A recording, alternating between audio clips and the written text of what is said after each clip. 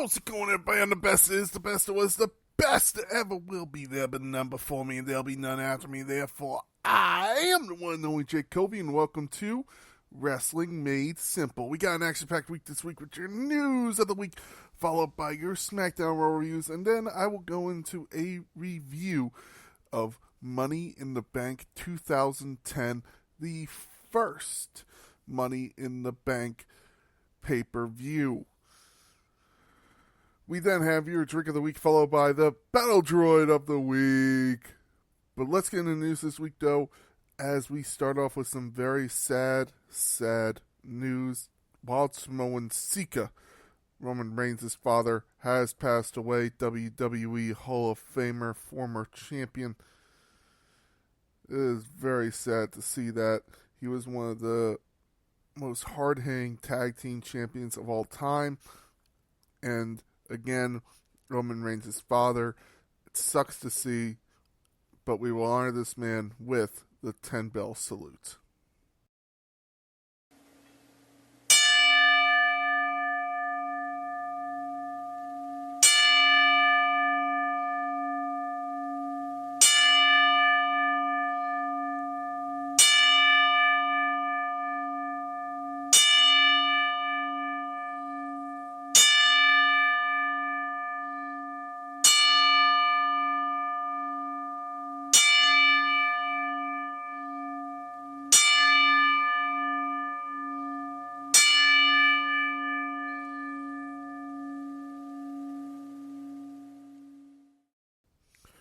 Rest in peace, Sika. Now we go on to a potential return to WWE, as we have Rhea Ripley maybe returning before SummerSlam. Apparently she is expected to be back on TV before SummerSlam in Cleveland. I imagine this will lead to a Dominic Mysterio match. Who knows, maybe a battle over who gets Dominic in a ladder match. That would be a fun one to see. We have to wait and see if that's the story they have planned for Rhea Ripley, or will it be something else. But speaking of Dominic Mysterio, apparently he is viewed as a future world champion in WWE by none other than his own father, who has nothing but praise to say about his son's heel turn and what he views his son could be in WWE. Apparently a future world champion. That's the news this week, though, ladies and gentlemen. Let's get into the SmackDown review, as SmackDown kicked off from Chicago with the man, the myth, the legend, the straight edge superstar, Second City Saint, CM Punk. He talked about the pressure Punk would have of winning in 2011, winning in Money in the Bank to leave WWE champion. He said Drew McIntyre kicked him when he was down, but Drew's career is now 6 feet under. We then get the wise man coming out. Heyman talked about how the fans want Roman, and he gave CM Punk a hug and told Solo Sikoa, the new head of the table, that he wants CM Punk gone. Chants followed of FU Solo. Solo then said give him two choices. Either make sure he never gets cleared to wrestle again, or pay respect to the bloodline. Punk then asked Heyman what's the favor he wants from him. Heyman said to take him with you when he leaves. He wants to leave with CM Punk. I would love to see CM Punk and Paul Heyman team up, but this time as a face team. That would be amazing. People are saying that this may lead to a War Games match.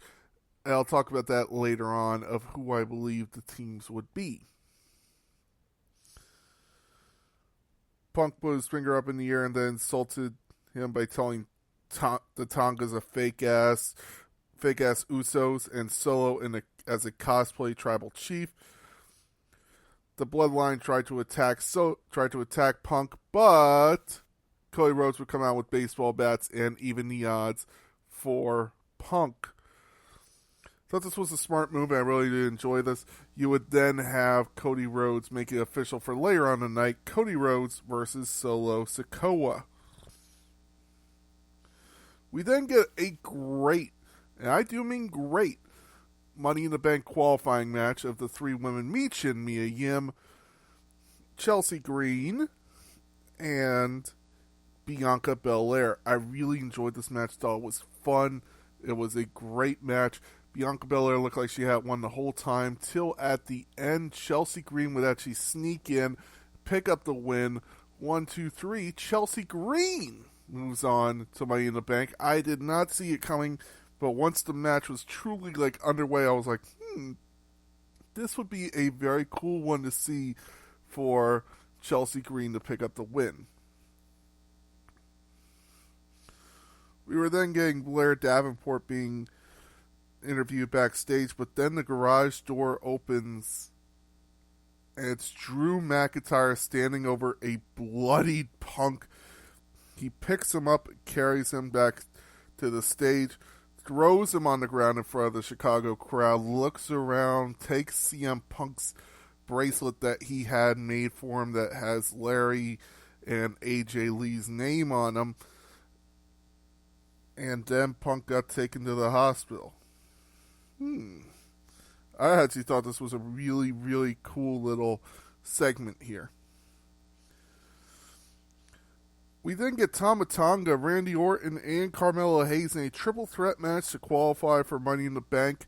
It would end up being Carmelo Hayes pulling shenanigans again, picking up the pin after someone hit their finisher. 1, 2, 3. Carmelo Hayes goes on to Money in the Bank. We then get Logan Paul calling out LA Knight calling out Logan Paul. And it ended with Logan Paul actually knocking out LA Knight. Yeah. This is definitely being set up for SummerSlam, not Money in the Bank. I mean, come on, Logan Paul defending the title in his hometown of Cleveland. It would also look better for LA Knight to win it in Cleveland. For one reason, I truly believe that it would look better because everyone who usually defends in their hometown loses. Bayley was a big example. You would have a couple other people who can't come to my mind right now, but a bunch. Shawn Michaels in the Royal Rumble in San Antonio. That's another one. But there was a list somewhere, so I need to go through the list, and I'll find it after I do this podcast. So, LA Knight winning the title in Cleveland does make sense to me. You would then get another qualifier for Money in the Bank of Kevin Owens, Grayson Waller, and Andrade. Andrade would qualify for his match in just a hard-fought match. The Tongas would cost Kevin Owens the match. And Andrade would qualify for Money in the Bank. I would love to see him as Mr. Money in the Bank. That would be a cool one. We would then get your main event of the evening. You would have Solo telling Paul Heyman that Roman Reigns isn't coming back. It would lead to Cody Rhodes versus Solo Sikoa, which would be a quick little match, as apparently this is supposed to be the main event for SummerSlam. Cody Rhodes would get attacked by the Tongas. Randy Orton and Kevin Owens ran and took out the Tongas, with Solo cowering in the corner, trying to apologize. And then, for some reason, he starts laughing. Laughing at Cody Rhodes. Laughing at Kevin Owens. Laughing at Randy, who understands what's happening, quickly turns around to see who's behind him, and gets a super kick for his actions. Cody Rhodes then gets super kicked. This mystery man gets super kicked, but stands tall.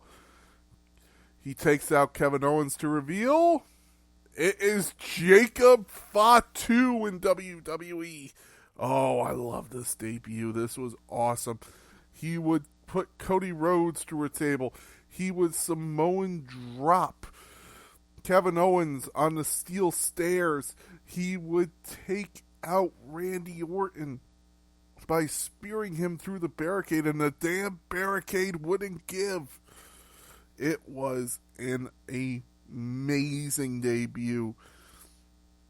Jacob Fatu looking like a bona fide star as he makes his WWE debut. Apparently his new nickname, the Samoan Werewolf. Damn, that sounds cool. It was a great SmackDown. Raw was not as great, still had its moments though. Let's go on to Raw. As Raw kicked off with The Miz filling in for Pat McAfee. Unfortunately, sad news for Pat McAfee. As this morning on the Pat McAfee show, he confirmed his father-in-law had passed away. A badass named Bob, as he described him, who passed away from an infection.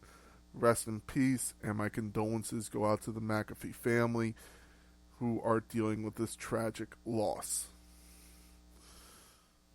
Drew McIntyre came out and said he's proud of what he did on SmackDown, and he will be in the Money in the Bank ladder match and will cash in the same night to become champion. We then get Ludwig Kaiser versus Braun Breaker. Nice little match. It would end in DQ, though, as you would have Sheamus get involved and cost Braun Breaker the match. Unfortunately, during this match, Kaiser would be injured and has now been removed from his Money in the Bank qualifying match next week on Raw. Speedy recovery to him. Oh, by the way, I forgot to mention after SmackDown. So now they're talking about the new bloodline of the Tongas, Solo Sikoa and Jacob Fatu versus Roman Reigns and the Usos in a bloodline versus bloodline Civil War games. But who would be the fourth member? Who's the original Paul Heyman guy? One guy would be a great member, especially to step in and help protect the wise man. And also, don't forget, who brought Roman Reigns to the main roster? CM Punk and Paul Heyman. It all comes around. Long-term storytelling. Anyway, back to this. You would then get made official as Sami Zayn versus Braun Breaker for Money in the Bank for the IC title. After this, you would have Lyra Valkyria win a qualifying match for the Women's Money in the Bank ladder match. Liv Morgan would then be challenged by Zelina Vega for a Women's World Championship match. She declined, and Zelina was then given a match for next week on Raw. After this, we got Chad Gable winning a unbelievable match to go on to Mr. Money in the Bank and qualify for the Men's Money in the Bank ladder match. Didn't see it coming. After the match, Nikki Cross would emerge from under the ring and would hand Michael Cole a VHS tape titled Play Me. We'll talk about that VHS tape a little later. You would then get Alba Fire and Isla Dawn versus Katana Chance and Kaden Carter to retain the WWE Women's Tag Team Championships. Okay little match. I'm still not a huge fan of the Fire and Desire. It's not Fire and Desire. I'm trying to remember what it is. Tag team. I think it's okay at best. Anyway, back to after the match, they would be attacked by Damage Control. Fire and Dawn. That's what it is. Fire and Dawn. Damage Control would attack to show that they still run Monday Night Raw and they will be taking over again. Damian Priest would then come out and have a segment with Seth Rollins. Seth Rollins says if he loses, he will never challenge for the WWE World Heavyweight Champion again as long as Damian Priest is champion. But if Damian lost, he would leave the Judgment Day. This is going to be a fun one. We then get Gunther returning, saying it doesn't matter who's champion at SummerSlam, Gunther will take the world title. Michael Cole then showed the VHS tape, and it showed Bo Dallas talking to Uncle Howdy. Uncle Howdy asking the question, how do you feel about the guy saying that you are just carrying off of your brother's legacy? And it would end with Bo Dallas saying, we showed him, didn't we? Thought this was a great match. I thought this was a great segment. Enjoyed it. Fun. Great job. They are really going all out for the Wyatt Six, and I love it. I just hope that they somehow include Alexa Bliss.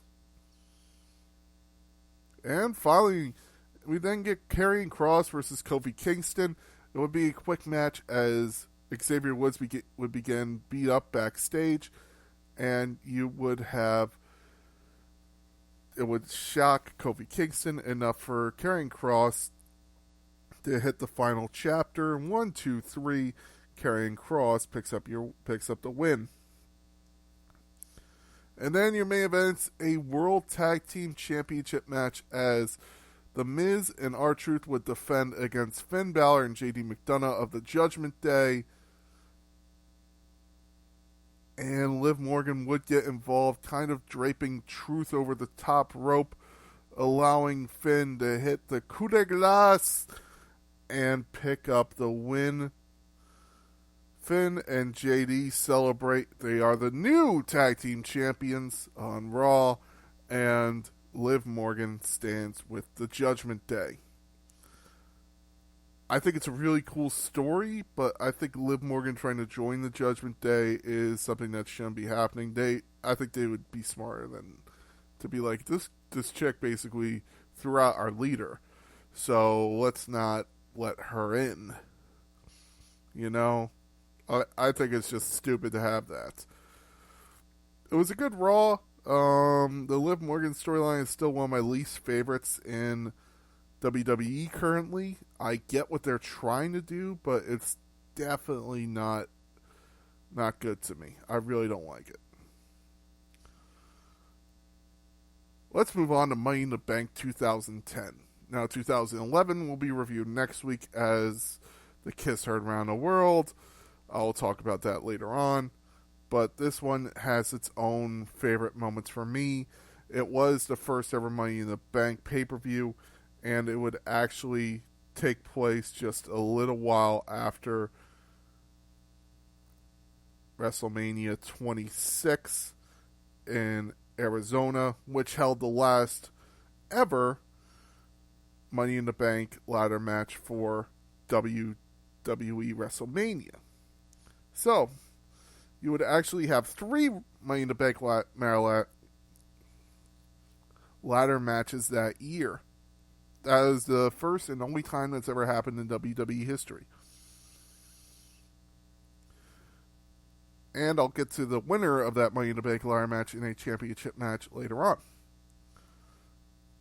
It would have a dark match between Santino Marella defeating William Regal in a 4-minute match. I know, that one's actually shocking to me.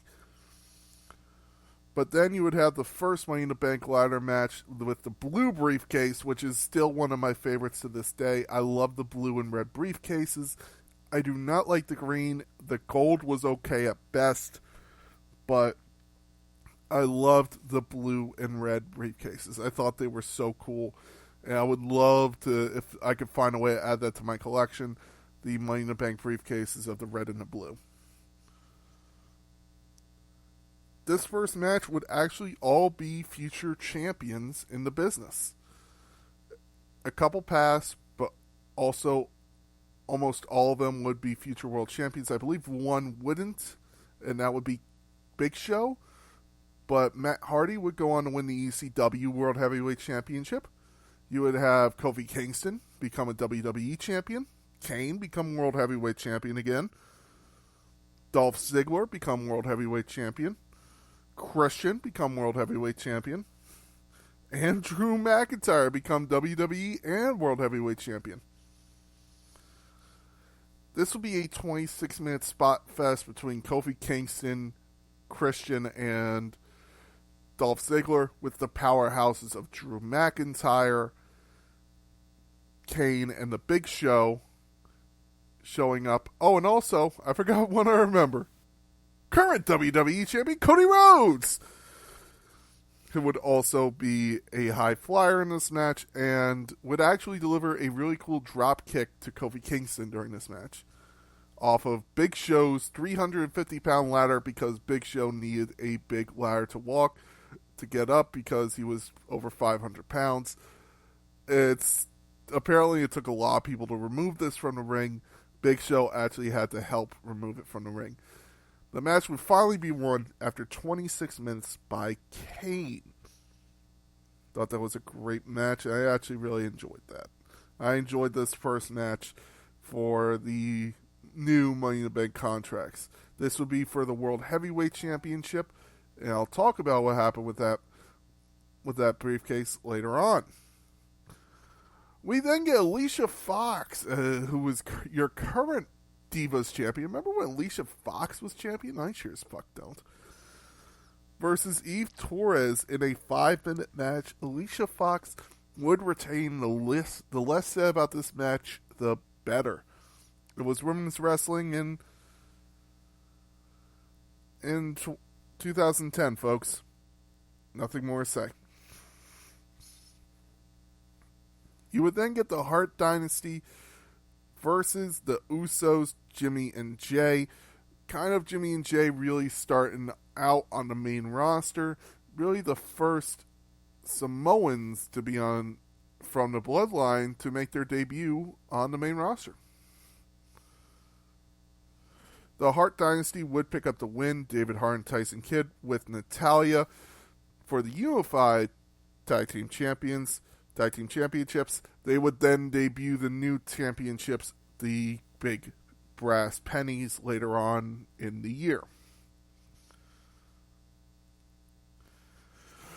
We then get a singles match for the World Heavyweight Championship as new champion Rey Mysterio would defend against former World Heavyweight Champion Jack Swagger, who lost it at Fatal 4-Way, I believe, in a Fatal 4-Way match to Rey Mysterio.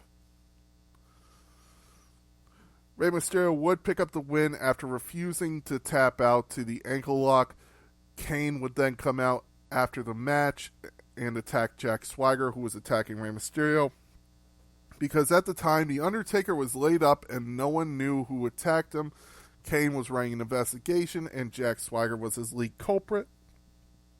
After chasing Swagger off, Kane would then come back with his blue briefcase, cash in, and become World Heavyweight Champion in less than 56 seconds. Still the quickest person to cash in after winning the briefcase. He would hold the briefcase, it is said, for about 22 minutes. Less than an hour he would hold the briefcase. We would then get Layla with Michelle McCool versus Kelly Kelly in a singles match for the Women's World Championship, for WWE Women's Championship. Remember when they had 2 Women's Championships before the Women's Revolution? Again, I sure as hell don't. But apparently they did. It was a 3-minute match, and Layla would pick up the win. We then get your second Money in the Bank ladder match for the WWE Championship. It would be Chris Jericho, Edge, Evan Bourne, John Morrison, Mark Henry, Randy Orton, and Ted DiBiase. So 1, 2, 3, 4, 5 out of the 5, 6, 7, 8. 5 out of the 8 would be future world champions. And all of the 8 would be world champions in the Money in the Bank ladder match in the beginning of the show. So The Miz would pick up the win, leading to one of the greatest cash-ins of all time because of Angry Miz Girl. I always found that funny. For those of you who don't know, when The Miz cashed in, apparently it really pissed off a lot of fans and led to one girl being very, very angry with The Miz after cashing in. She became a meme of Angry Miz Girl. She has since come forward and says she actually is a Miz fan nowadays and is very happy to see The Miz having a great career after that. We would then get your main event of a steel cage match, as the Nexus would interfere. Would be John Cena versus Sheamus. Sheamus defending his WWE Championship after winning it at Extreme Rules when John Cena went through a table, or TLC, after John Cena went through a table. Sheamus would pick up the win and would would hold on to his WWE Championship after the Nexus got involved. This would lead to a SummerSlam match where John Cena would actually bury the Nexus, basically, in a really stupid idea by John Cena. He's since come out and say it was the wrong decision, and Sheamus would retain. This is a fun pay-per-view. Go back and watch, except for mainly because of the title matches of John Cena and Rey Mysterio. The Money in the Bank matches being awesome, and the women's and the tag team matches really bring it. It's a very level pay-per-view of very good, very bad, and medium. Everything in between. This pay-per-view is very good with that, so I give it a B plus on its high grade, a B on its low grade. It is a fun pay-per-view. Again, 2010 in the Sprint Arena in Kansas City, Missouri, with an attendance of 8,000 and a buy rate of 169,000, and still a pay-per-view going to this day over 13 years later. Bravo. Woo!